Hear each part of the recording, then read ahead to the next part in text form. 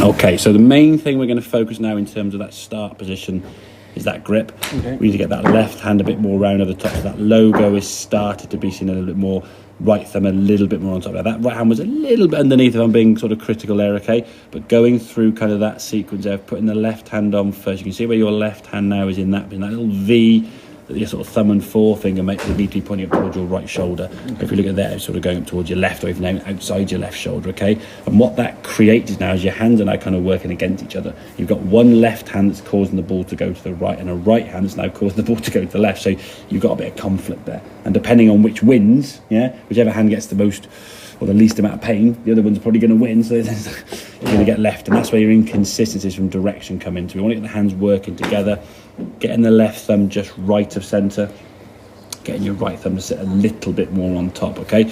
On this case, as we can see on the right hand one, it was a little bit underneath with that bottom hand grip, but yeah, the glove hand was certainly a lot better. So going through that sort of sequence, take yourself 5 seconds to get yourself in a good start position, okay? The positive thing now in terms of the swing is you're rotating your torso now so much better, so the clubs go back a lot further in a much better position, yeah?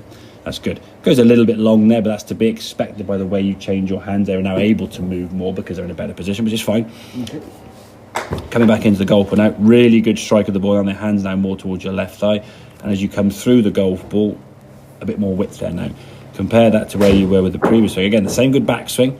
Again, not as far because your wrist couldn't move as well, okay, but not a bad swing. As you came in the golf ball here now, hanging back a little bit, the hands are a bit more towards the middle of your legs rather than the left leg or the front leg.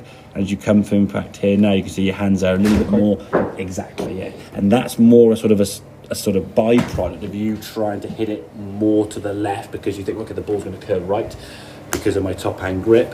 So you either sort of pull it with your left elbow, which gives you that kind of left sort of tucked up image, or you smother it with your right hand, and then you get that ball that sort of just goes low left, not very high, yeah. We want the club to be kind of sort of staying fairly what we call neutral or square throughout the swing. There's no kind of need to sort of one body part compensate or fight over the other one. In this case, it's a bit more of a kind of neutral outcome. You follow through, really, really nice.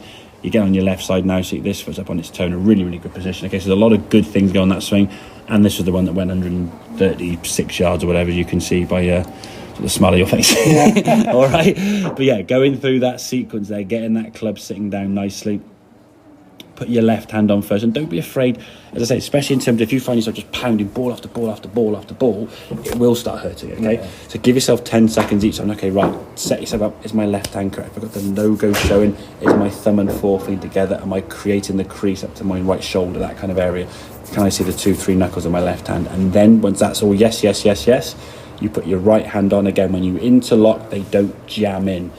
They're just sitting together that way. So when they go together, they're just two fingers attaches, so they're not jammed in together, okay? Because what will often happen is when you jam them in, you see the little finger sort of peeking at the side here, yeah, because you sort of do that, yeah? That's usually a sign that they're just too far in here. If I do it correctly there now, I can't see the little finger, okay? So give yourself that 5-10 seconds, whatever it takes to get yourself in a good start position, okay? Did we try a different grip, or do we stick with No, the interlock's fine. Yeah, I wouldn't. The thing with the different, I mean, you've got the two main plus the third, the interlock and the overlap.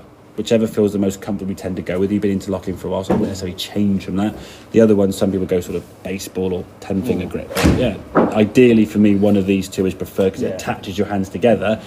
But again, how you attach your hands, we don't want to be, say, jamming the webbing in together, because there's just it creates sort of tension in your hands, and it's going to start rubbing it in, and you get people getting blisters, and it hurts, for example. It's not very nice, okay? And your hands aren't working together. So getting that left hand and right hand of position. Again, otherwise, swing-wise with the golf ball, really good. Now you see your hands are more onto that sort of left side of the left leg at impact, and you're moving through to a nice, but this is a really, really good shot overall with a lot of things that you did. So it shows the potential now with these longer clubs is there. What we're going to do now, to take a bit of sort of the speed and the power of your swing and to reduce the pounding on the wrist there, we're going to go back to a 9-iron now. Okay. And it'll feel like it's a toy club. Because you just got used to that longer hybrid, yeah? All right? Yeah, no. And this is why when you do go to the range and practice, just go through your bag. Yeah. So you get used to going using the hybrid, and then when the hybrid feels comfortable, go through the driver next time. I mean, on the golf course, okay? So let's go back to 9 on there now, okay? But all makes sense on you? So just take that left-hand grip. Interlock is an interlock, not a jamming in.